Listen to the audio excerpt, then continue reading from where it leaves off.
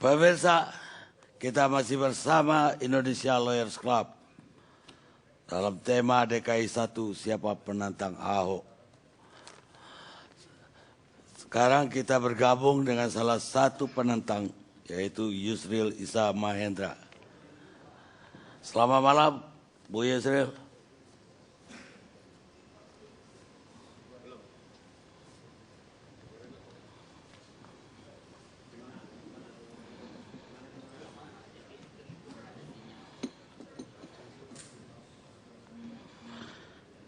Ternyata Bu Yusril ini masih terputus di Bangka Belitung beliau malam ini. Saya mau ke kandidat Bu Yusril.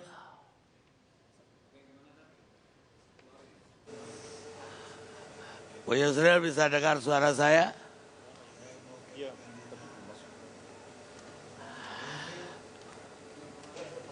Bu Yusril. Iya, cukup jelas Pak Kardi, saya nggak begitu dengar suaranya ke sini. Ya.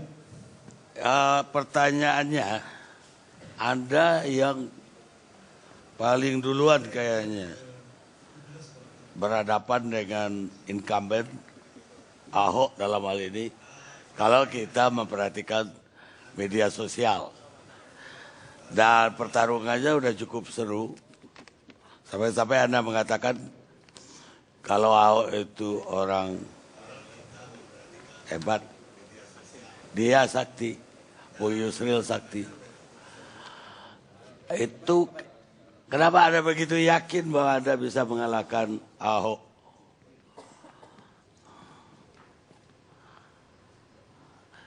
Kenapa Anda begitu yakin?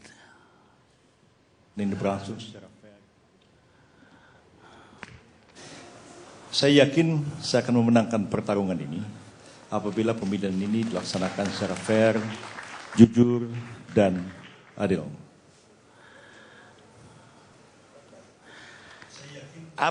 Saya ingin menunjukkan kepada publik bahwa saya berbeda dengan gubernur petahana sekarang ini. Kalau saya sama dengan beliau, untuk apa saya maju ke pencalonan gubernur DKI ini? Apa kelebihan Anda dibanding Ahok?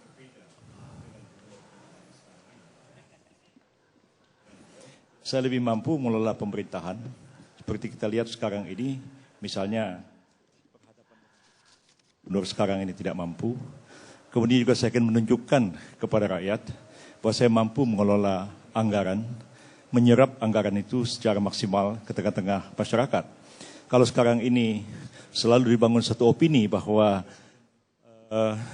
lebih baik anggaran tidak terserap daripada dikorupsi, saya malah sebaliknya mengatakan anggaran akan terserap kepada masyarakat tanpa ada korupsi. Kalau korupsi itu kan prinsipnya merugikan keuangan negara. Tapi pemerintah sekarang ini tanpa sadar dia merugikan rakyat. Anggaran begitu banyak, ini diserap tidak optimal, akibatnya rakyat tidak dapat menikmati hasil-hasil pembangunan dan tidak dapat meningkatkan kesejahteraan mereka. Padahal gubernur dapat bertindak secara optimal kalau saja dia mampu membangun komunikasi yang baik dengan DPRD dan kemudian memahami betul bagaimana tata kelola pemerintahan dan mengefektifkan jalan pemerintah itu sehingga anggaran-anggaran itu dapat membiayai seluruh program yang sudah dicanangkan oleh gubernur pada saat awal dia menawarkan program kepada rakyatnya. Tapi seluruh orang Jakarta mengakui loh bahwa sekarang ini dia sangat populer di antara warga Jakarta. Bagaimana Anda bisa yakin bahwa Anda masih bisa mengungguli? Dan siapa yang akan mendukung Anda? Popularitas itu bisa dibangun dengan baik media konvensional maupun media sosial. Dan itu sebenarnya sering kali tidak menggambarkan realitas yang sesungguhnya ada di lapangan. Kadang-kadang juga bungkus dengan media sosial dan penguasaan terhadap jaringan media konvensional. Tidak positif menjadi positif, sesuatu yang negatif menjadi baik, sehingga kelihatannya gubernur tidak mempunyai celah, tidak mempunyai kesalahan apapun, segalanya itu kelihatan bagus. Dan kalau sekiranya memang ada keterbukaan, katakanlah ada debat terbuka antar calon, antara penantang dengan petahana, nanti akan kelihatan di mana kesalahan-kesalahan dari petahana itu, di mana ketidakefektifannya dia menjalankan pemerintahan, dan nanti rakyat akan menilai dengan kritis mana yang seharusnya dipilih untuk menjadi gubernur 5 tahun yang akan datang. Apakah gubernur yang sekarang, ataukah mereka harus menggantinya dengan mencari gubernur yang baru? Apakah dengan demikian Anda menganggap popularitas Ahok sekarang karena pintarnya ia menggalang opini, atau Anda menganggap ini propaganda dari media?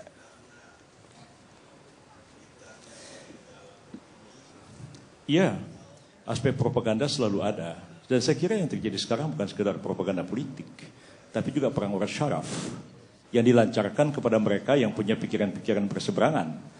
Katakanlah misalnya para akademisi yang ada di kampus mengemukakan satu pendapat akademik, tapi kemudian dibully habis-habisan melalui media sosial. Dia juga akan berpikir, untuk apa saya teruskan ini? Lalu kemudian orang menjadi diam. Orang seperti saya pun barangkali juga dikerahkan buzzer-buzzer, dikerahkan sosial itu, dan kita bisa meneliti itu bahwa ini sebenarnya asalnya dari satu sumber yang sama. Jadi saya tidak terlalu khawatir dengan hal itu. Oleh karena kalau ditanyakan kepada saya, apa Anda tidak khawatir petahana ini mempunyai tingkat popularitas yang tinggi? Ya, popularitas bisa tinggi, elektabilitas belum tentu. Jadi kalau Anda maju, kira-kira partai apa nanti yang akan mendukung menurut Anda?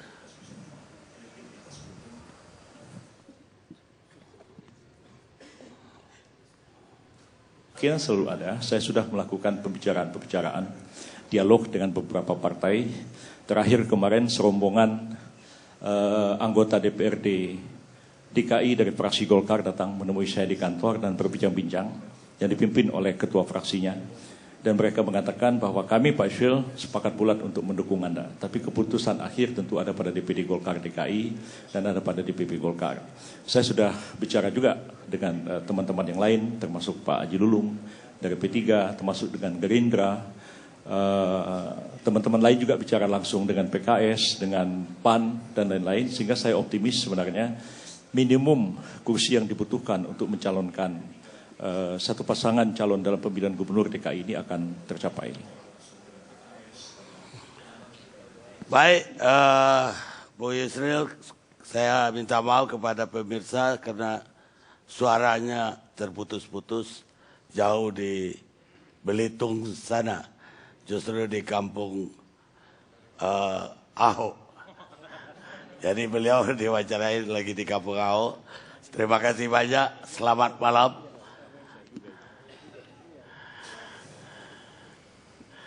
Ya, terima kasih banyak. Assalamualaikum. Luar biasa, semua orang tahu bahwa Ahok lah yang sekarang paling populer.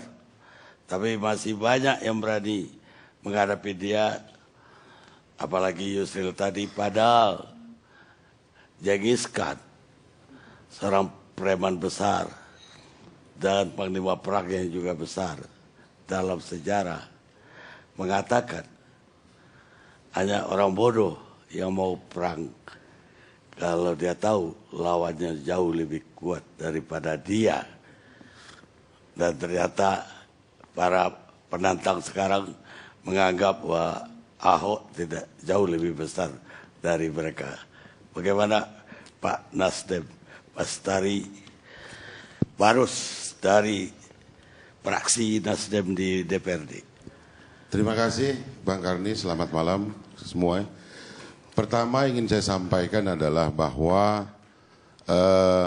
semenjak kami mendeklarasikan dukungan kepada Basuki Cahayapurnama, memang banyak hal yang kami terima, ya, ada yang berupa supporting, ada juga berupa kritikan yang ada sampai yang kritik tajam, bahkan yang mengatakan kalian cuma 4 orang, 5 orang saja, kok sudah dulu menduluin, gitu kira-kira.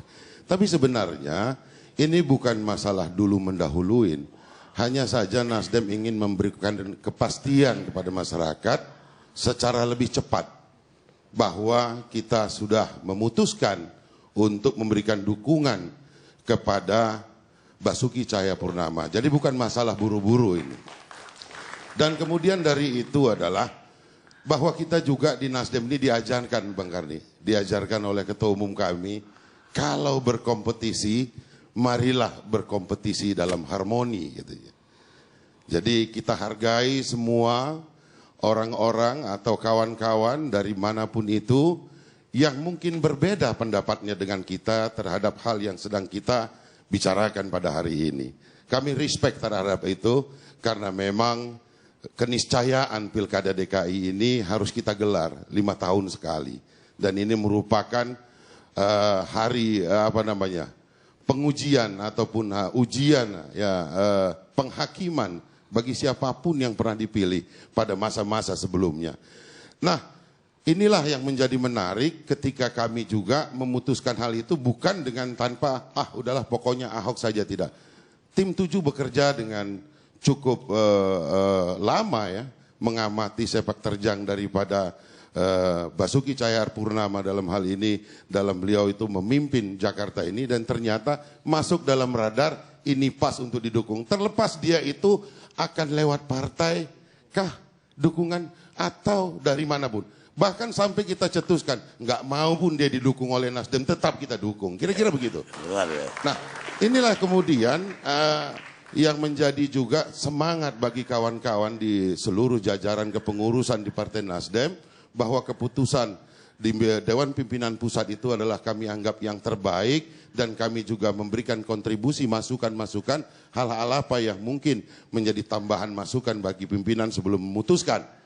Satu hal yang menarik, mungkin saya tidak bermaksud mengomentari Bung Pareira dari kawan PDIP, saya rasa kalau mengarah kepada deparpolisasi, tentu ini juga sebagai catatan besar bagi kita semua.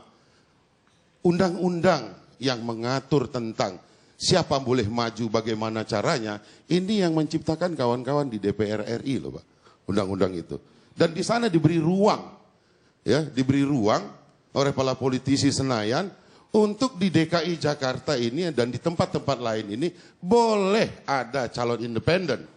Artinya ada boleh politisi yang bergerak untuk maju dalam pilkada sehingga diberikan ruang di sana sehingga dia boleh maju dengan persyaratan-persyaratan yang diatur. Nah, ini juga saya rasa penting juga menjadi bahan bagi kita semua, bahwa saya yakin, sangat yakin sekali partai politik masih banyak tugasnya yang lain dalam hal katakanlah kami, saya di DPRD DKI, kita masih punya fungsi pengawasan yang harus kita jalankan, kita juga punya fungsi budgeting dan fungsi legislasi. Ini pun banyak dampaknya yang baik yang dapat dirasakan masyarakat. Tidak sekedar kemudian kita karena keterwakilan ada 5, 10, 15, 20, 28 kursi, kemudian kita membuat sesuatu hal yang mungkin tidak sepakat dengan hal itu. Nah, kalau kemudian hari ini ada muncul beberapa saudara saya, Bang Adiaksa, Bang Roy Suryo, mungkin kita harapkan juga Bang Haji Lulung, ya ini cermin bahwa demokrasi itu berjalan. Tapi kita harus yakini juga bahwa demokrasi ini kan bukan tujuan kita sebetulnya di pesta 5 tahunan, tapi lebih kepada ini alat untuk kita menuju ke Jakarta ataupun masyarakat yang lebih sejahtera lagi gitu. Saya rasa tidak perlu dibesar-besarkan, ini hanya peristiwa biasa saja.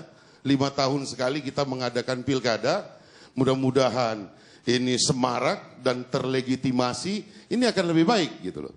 Saya rasa itu sebagai pembuka Bang Karni, dan masyarakat Jakarta sudah sangat cerdas dari manapun calon yang ditampilkan ke depan nanti, tentulah harus punya konsep yang jelas dalam menata, membangun Jakarta lebih baik lagi.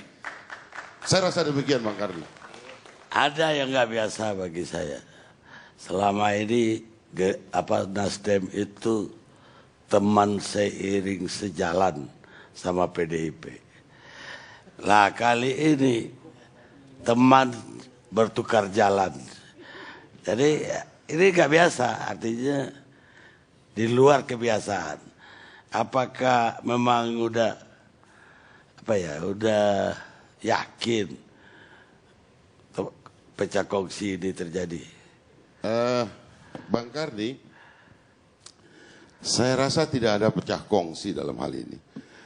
Pada waktu deklarasi kami di DPP Nasdem di Jalan Gondang Dia, bukankah ya ini kebetulan Bung Victor Leskodat, Korwil kami tidak hadir. Sebetulnya beliau dapat menjelaskan bahwa pada kesempatan itu kita sampaikan bahwa kami pun pada posisi sekarang ini karena sudah menjatuhkan pilihan kepada Basuki Cahayapurnama, kita akan ya mungkin mendatangi kawan-kawan partai lainnya untuk mengajak serta bersama-sama kita. Itu kan bagian daripada bahwa kita tidak ada perpecahan di sini gitu.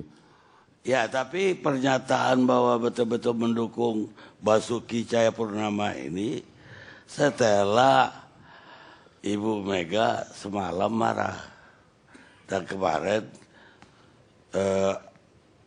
Basuki meninggalkan calon Wagub yang notabene orang PDIP. Ketika proses ini tiba-tiba Nasdem menyatakan dukung Ahok.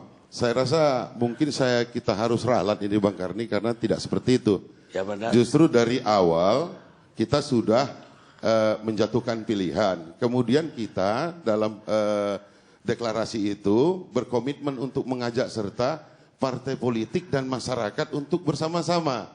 Dan komunikasi ini memang kita buka.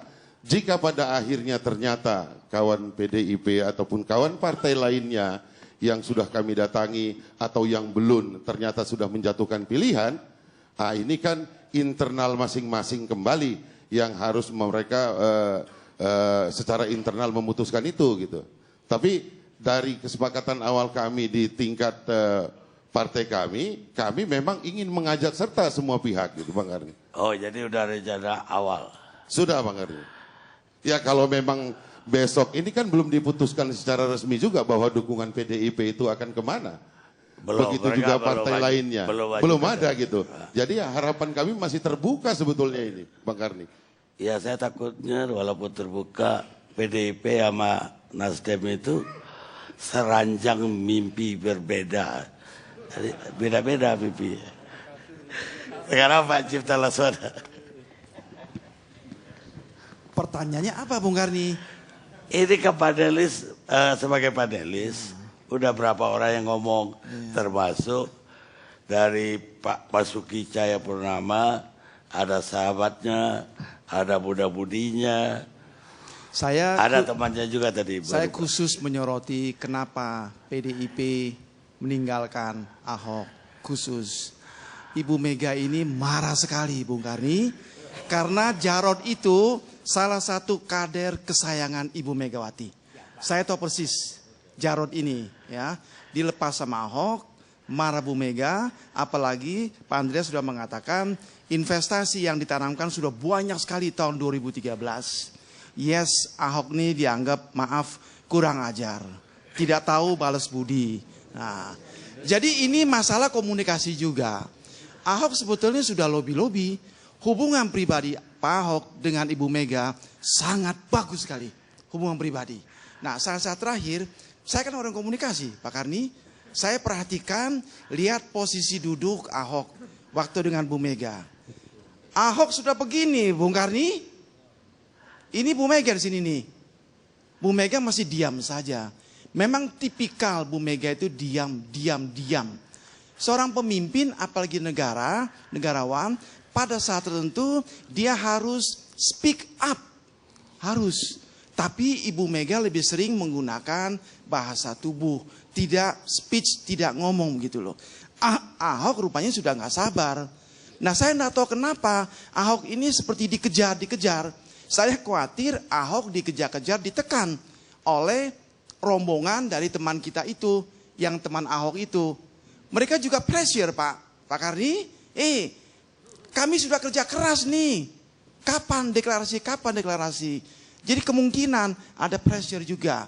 Nah di tengah-tengah itu lalulah dia deklarasi ditinggalkan PDIP. Ya, yang mengejutkan adalah Cawagup ini Saya juga nggak pernah dengar nama ini. Ini lemah sekali, lemah sekali. Nah, jadi Pak Ahok ini memang sekali lagi kenapa dengan Bu Mega begitu? Kan begini Pak Karni, dalam politik there is no free lunch. Tidak ada makan siang gratis Pak. Kalau PDIP dukung Pak Ahok, in returns, imbalannya saya dapat apa ini? Tentu nggak ngomong seperti Cipta Lesmana gitu kan. Nah, Ahok orangnya nggak bisa dipegang, dia nggak mau, ya. Beda dengan Pak Jokowi. Kan Pak Jokowi sedikit-sedikit kan ya ada juga lah ya. Ada utang budi nur-nur dengan Bu Megawati. Ahok nggak begitu, ya. Mau dukung-dukung tapi jangan harapkan saya apa-apa gitu loh. Nah, Ahok ini kurang belajar, ya. Dia lupa pepatah yang ribuan tahun yang lalu, there is no free lunch. Tidak ada makan siang gratis dalam politik. Kalau PDIP dukung, apalagi orally, Ibu Megawati sebagai ketum menyatakan dukungan, saya dapat apa? Nasdem gratis. Ya. Hah? Nasdem. Siapa bilang gratis? Saya bilang, kata dia ada gratis. Di balik itu belum tentu, belum tentu. Nah, jadi itulah hubungan ini sayang sekali. Sebetulnya Pak Ahok akan jauh lebih kuat kalau didukung, dia berjuang, dia maju bertempur di bawah bendera PDIP. Nah, saya kira lemah di sini karena dicabut dukungan oleh PDIP. Apalagi lawan Ahok sekarang berat. Saya sejak awal di beberapa forum sudah mengatakan Yusril itu lawan berat dari Ahok. Yusril ini otaknya luar biasa Pak Karni. Banyak kasus-kasus besar dimenangkan oleh Yusril. Terakhir di Mahkamah Agung, seorang jaksa tinggi dipecat oleh jaksa agung. Ya, jaksa tinggi itu pakai Yusril. Menang dia. Luar biasa. Otaknya hebat sekali Yusril. Yusril adalah pakar hukum tata negara, salah satu yang paling hebat di Indonesia pada saat ini. Saya yakin sekali, Pak Karni, ya, Sun Tzu mengatakan politik is war. Politik itu adalah peperangan. Yusril setiap hari lagi bertapa sekarang. Dia lagi bertapa. Ahok kemungkinan akan ditohok telak sekali melalui 1 atau 2 kasus hukum. Nah, kita tidak tahu di sini. Yusril itu otaknya luar biasa sekali. Saya nggak tahu loh ini otak kanan otak kiri, saya nggak tahu gitulah. Itu urusan si penyanyi tadi gitu ya. Tapi dia lagi peres otak dia. Dan saya yakin Pak Anton Medan, yakin saya, Yusril nanti dia diam terus dia. Dia cagup tapi dia diam, dia lagi bertapa, dia lagi pelajarin nih Pak. Jangan-jangan kasus rumah sakit apa yang di Grogol itu dia lagi pelajarin Pak. Yakin saya Pak, dia akan keluarkan senjata pamungkas di bidang hukum. Dia tohok Ahok langsung lepak. Saya yakin Pak. Jadi Ahok akan Yusril akan menjadi penantang paling kuat dari Ahok. Bukan saya merendahkan teman saya. Ini dua-duanya teman baik saya Pak. Roy Suryo sama adik saya teman saya baik. Bukan saya merendahkan, tentu mereka juga punya trik-trik, punya akal gitu ya. Tapi Yusril, terus yang kedua, kalau menurut saya Sandiaga Uno. Ini juga orang banyak underestimate. Saya lihat ini juga hebat ya. Dia sudah melepas perusahaan-perusahaannya Bang Arni. Itu berarti dia tuh maha serius untuk maju ke bidang pertempuran menantang Ahok. Ini juga saya lihat anak muda yang sangat potensial, juga diam-diam. Memang orang yang diam-diam itu bisa meledak, dia bisa meledakkan bom. Nah, itulah petanya. Tapi sekarang ini memang betul semua survei mengatakan Ahok paling tinggi. Tetapi jangan lupa Bung Karni, politik is the art of the possibility. Politik itu adalah seni menjadikan yang mungkin menjadi tidak mungkin. Atau menjadikan yang tidak mungkin menjadi mungkin. Politik memang ruwet sekali. Dan masih ada berapa 8 bulan kira-kira begitu ya. Dalam tempo 7-8 bulan segala sesuatu bisa terjadi. Baik. Jadi Ahok ini bisa kepepet juga. Nah, itu Bung Karni. Pak Cipta mau mengatakan bahwa politik itu seni membaca kemungkinan. Betul. Kata Benjamin Franklin, itu pendiri Amerika. Kita rehat sejenak.